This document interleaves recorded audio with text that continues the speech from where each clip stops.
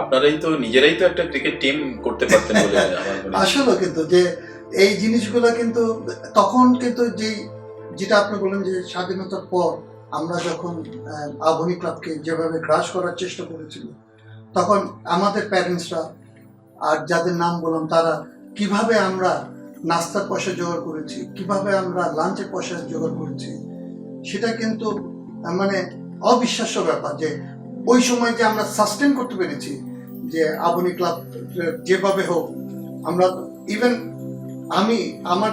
আমি জানি আমি 2 বছর কোনো আর্থিক অনুদান নেইনি ক্লাব থেকে, বিকজ তখন ক্লাবের আর্থিক অবস্থা এত খারাপ ছিল, অনেক প্লেয়ারই আর্থিক অনুদান নেয়নি। যে না, আমরা যেমন ক্রিকেট খেলতাম ঠিক তেমনি আবার ফুটবল দল গঠনের সময় আমরা আবার অফিসিয়ালদের হেল্প করতাম, যে ওই প্লেয়ারের পাশে যেতে হবে আমরা চলে যেতাম। আমরা একদিকে খেলেছি, একদিকে সংগঠনের কাজ করেছি, আমরা দুইটাই করেছি। ইটস আউট অফ লাভ, আবাহনীকে ভালোবাসি বলে আমরা, এবং আবাহনীকে চেয়েছি যে এই ক্লাবকে দাঁড় করাতে হবে, এর জন্যই আমরা এই কাজগুলো করেছি। আপনার কাছে আমার এবারের একটি প্রশ্ন হচ্ছে যে আপনার 3 ভূমিকা, খেলোয়াড়, ক্লাব কর্মকর্তা এবং বোর্ড কর্মকর্তা। তো বাংলাদেশের ক্রিকেট তো হাঁটি হাঁটি পা করে আজকে আন্তর্জাতিক পরিমণ্ডলে একটা শক্ত অবস্থান নিয়েছে, সবাই এখন বাংলাদেশকে গ্রাহ্য করে।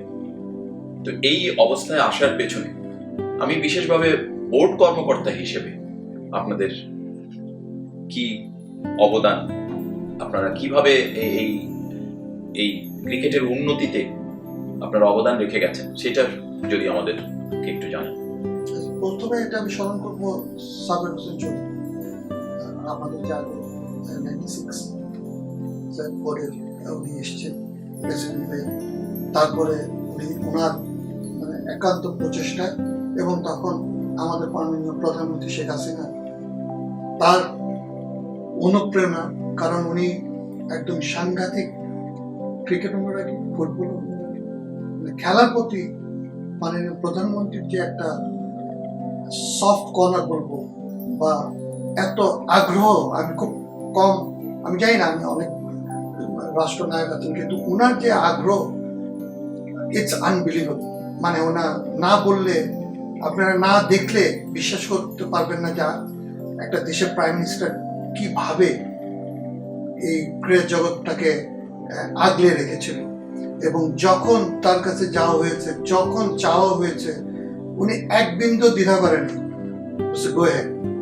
এবং ওনার এবং সাবের ভাইয়ের প্রচেষ্টায় তখন কিন্তু আমরা, আপনি জানেন, আইসিসি টেস্ট স্ট্যাটাসটা পাই, এবং সাথে সাথে আমরা আবার আইসিসি ওয়ানডে স্ট্যাটাসও আমরা কেনিয়াকে হারিয়ে সেই ওয়ানডে স্ট্যাটাসটা পাই, আকরাম খানের নেতৃত্বে তখন ছিল।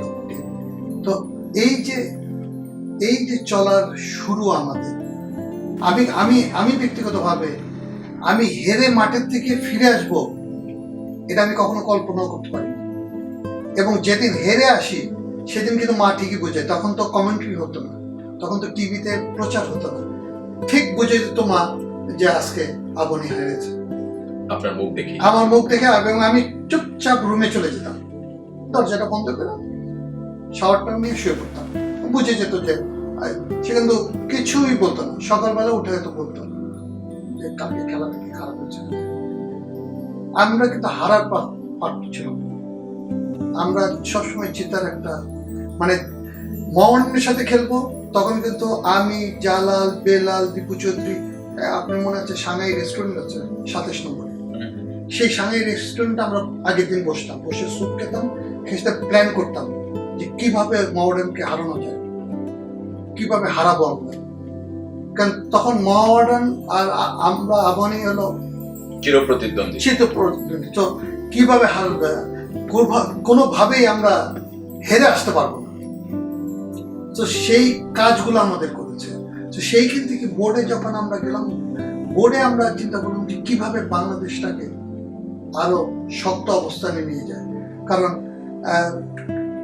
একটা তাচ্ছিল্য ভাব ছিল বাংলাদেশের সাথে খেলা, ঠিক আছে, মানে ওরা যেমন বলতো ঠিক আছে খেলতে, মানে এটা আমি জানি, কারণ আমি ভারতীয় দলের লিয়াজ অফিসার ছিলাম একবার, এটা 89-এ যখন উইলস কাপ হয় ঢাকায়, তখন আমি রিয়াজ অফিস ছিলাম ভালো করতে। তখন দেখতাম ওদের ভিতরের কাজটা কি করে, যে বাংলাদেশের আছে ঠিক আছে, ও জায়গায় খেললে গেল, এই যে ও জায়গায় খেললে গেল, এটাকে কিন্তু খুব কষ্ট দিত আমাদের, যে আমাদেরকে এত এইভাবেই করছে। ইভেন পাকিস্তানও আরে কোনো ব্যাপার না, বাংলাদেশের সাথে একেবারে গুরুত্বহীন দল বলে একদম মনে করছেন। গুরুত্বহীন দল হিসাবে আমাদেরকে ট্রিট করতো। কিন্তু দেখেন আমরা পজিটিভ সিদ্ধান্ত নিয়েছি, মানে বোর্ডে থাকা অবস্থায় যারাই এসছেন, যেটা অনেক ক্রিকেটার আছে, অনেক সংগঠক যারা ঘাসের সাথে পরিচয় যাদের আছে, যারা মাঠে মাঠে করেছে সকাল থেকে বিকেল, যারা প্লেয়ারকে পিক করেছে বাসার থেকে, যে এই প্লেয়ারটা ভালো, এই সব সংগঠকরা ছিল বোর্ডে, এবং তারা কিন্তু সেই উপলব্ধিটা করতে পেরেছে যে বোর্ড এবং দল দুইটাই আমাদেরকে শক্ত করতে হবে। এবং তার জন্য এই প্রাইম মিনিস্টার শেখ হাসিনা যে অবদান, যে ব্যাকআপটা উনি দিয়েছেন, যে ওকে তোমাদের কি লাগবে বলো, নিয়ে আসো, কোচ নিয়ে আসো, এই যে আমরা যে ব্যাকআপটা পেয়েছি, এই ব্যাকআপটা পাওয়াতে কিন্তু আমরা 100 কদম আগে চলে গেছি। এবং সেই ধারাবাহিকতাটাই আজকের যে আমাদের সাফল্য। বাংলাদেশের ক্রিকেটে এটা অনিবার্যভাবে স্বীকার করে নিতে হয় যে আপনারাই আজকের এই উন্নতির ভিত্তিটা গড়ে দিয়ে এসছেন। তো আপনার সময়ে আপনার আরো অনেক কৃতি ক্রিকেটার আপনার সতীর্থ ছিল, যেমন এই মুহূর্তে আমার মনে করতে পারছি যাদের নাম নান্নু ভাই, রিপু ভাই, বুলবুল ভাই এবং অবশ্যই আকরাম ভাই, যিনি আমাদের জাতীয় দলে নেতৃত্ব দিয়েছেন। এদের সম্পর্কে যদি আপনি এই অনুষ্ঠানে কিছু বলেন। লিপুর সম্বন্ধে যদি বলি, যে লিপু আমরা ক্রিকেট খেলার থেকে ও ইন্সপায়ার্ড হলো ক্রিকেট খেলবে, কিন্তু ওর মা আমার খালাম্মা খুব একটা পছন্দ করতেন না যে ক্রিকেট খেলা, এবং না পড়াশোনা করতে হবে। তো আমি যখনই যেতাম, খালাম্মা খুব আমার সাথে চিল্লাচিল্লি, কোথায় ছেলেটাকে কোথায় নিয়ে যাস, কি করিস। তো তারপরে যখন জাতীয় পর্যায়ে সে অধিনায়ক হলো, তখন আমি বললাম যে এখন কি বলবো বলো। তো এইসব স্মৃতি আর কি। তারপরে Nannu is one of the best player in our country, Bulbul এবং আকরাম আর আমি খুবই ক্লোজ। তো এদের যে ক্রিকেটের অবদান, আমি সত্যি বলবো যে সেই সময় এরাও কিন্তু একটা পুরো ক্রিকেটটাকে ক্যারি করেছে। নান্নু বলেন, বুলবুল বলেন, আতার আলী বলেন, আকরাম বলেন, এরা সবাই এরা আমাদের দেশের অ্যাম্বাসেডর হিসেবে কাজ করেছে। আমি যতদূর জানি বুলবুল ভাই তো বোধহয় কাউন্টি ম্যাচে খেলেছে। হ্যাঁ, কাউন্টি খেলেছে। এখন বুলবুল অস্ট্রেলিয়াতে আছে, and he is doing excellent job ওইখানে। এবং নান্নু সিলেক্টর হিসেবে আছে, আর আকরাম বোর্ডে আছে। So cricket is in a good hand now, definitely.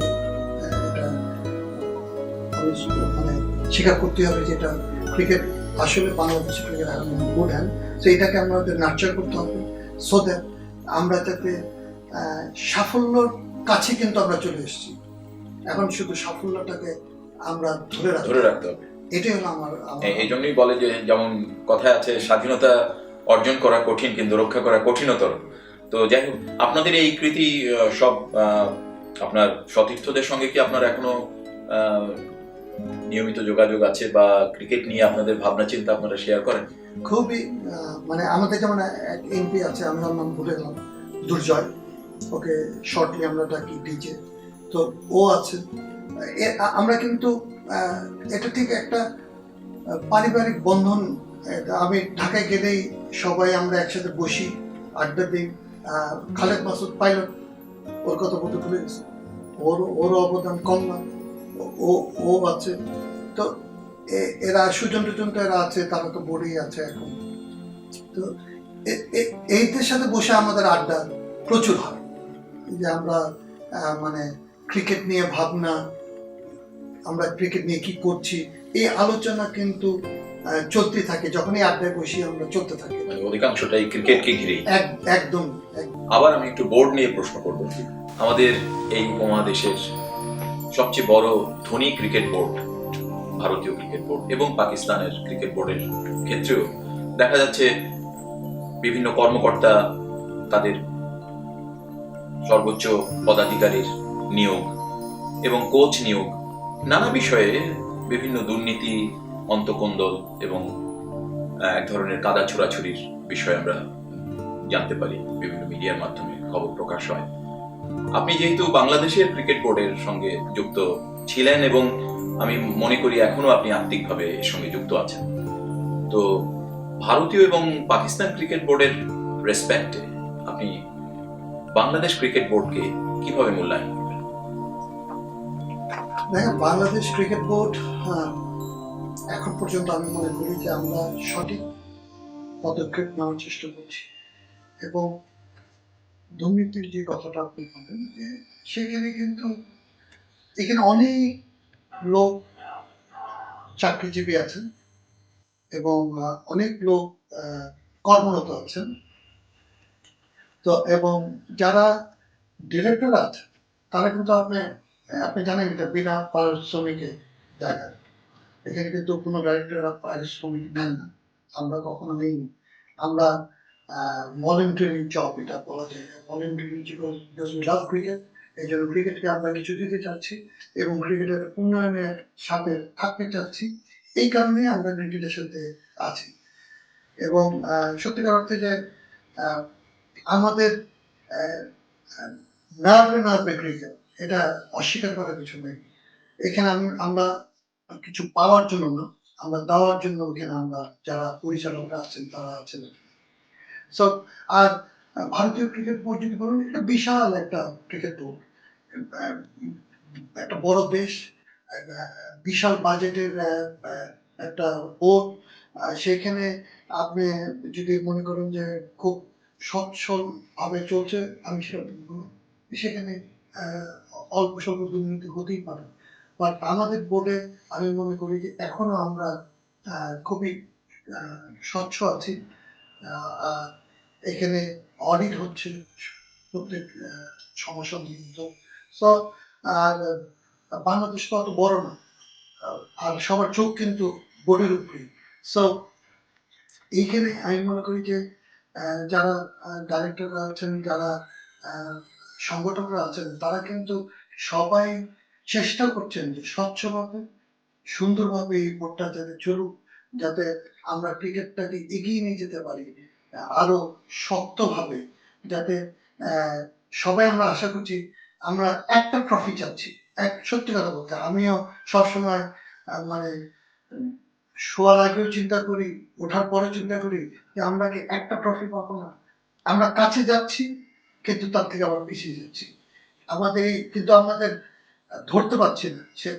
তো এখন আমাদের কাজ হচ্ছে, বোর্ডের কাজ হচ্ছে যে প্লেয়ারদেরকে ওই শক্ত জায়গায় নিয়ে যাওয়া, যাতে ধরতে পারে ট্রফিটা, সেই জায়গায় আমরা চাচ্ছি। সেইখানে আমি এখন পর্যন্ত দুর্নীতির কথা, আমি তো যেহেতু আসা যাওয়ার মধ্যে থাকি এবং জানি, আমরা যারা কর্মকর্তা আছেন তাদের সাথেই বসে আড্ডা দিই রাত্রেবেলা। So still they are fine, still they are working as a unit, যে না, আগে আমার ক্রিকেটকে আগিয়ে নিয়ে যেতে হবে, এটা কিন্তু এখন আছে। পাকিস্তানের কথা বাদই দিলাম, আমি I don't want to talk about Pakistan. ভারতের ব্যাপারটা আলাদা। ভারতের আমি আগে বলছি যে এটা বিশাল দেশ এবং বিশাল বোর্ড এবং most powerful board in cricket arena and the richest board and the richest in the board cricket world. in the cricket world. So সেইখানে তাদের অনেক কিছু হয়, অনেক কিছু হয়েছে, আপনি জানেন, আপনি দেখছেন টিভিতে যে কত চেঞ্জেস তারা আসছে। শ্রীবাসন যাচ্ছে, শ্রীবাসনকে আবার এনেছে, আবার তাকে কোর্ট থেকে বাদ করে দিয়েছে। এত বিশাল এর মধ্যে এই জিনিসগুলা কিন্তু আসতে পারে, বাট আমার বলে Bangladesh board still in a good track, good record, they are going smooth. আমরা চাই এইভাবে যে যাতে অন্যরা কি করে ওটা না দেখে আমরা ট্রফিটা কিভাবে আনতে পারি সেই চেষ্টা করি। আপনার মতো আমার মনে হয় আমাদের বাংলাদেশের প্রতিটি মানুষের স্বপ্ন যে একদিন বাংলাদেশ সেই অধরা ট্রফিটি আমাদের এক্স্যাক্টলি, আয়ত্ত আসবে। হয়তো কিছুটা সময় লাগবে, বাট আমরা আশাবাদী, আমরা কাছাকাছি খুব। কাছাকাছি, আশাবাদী এবং কাছাকাছি।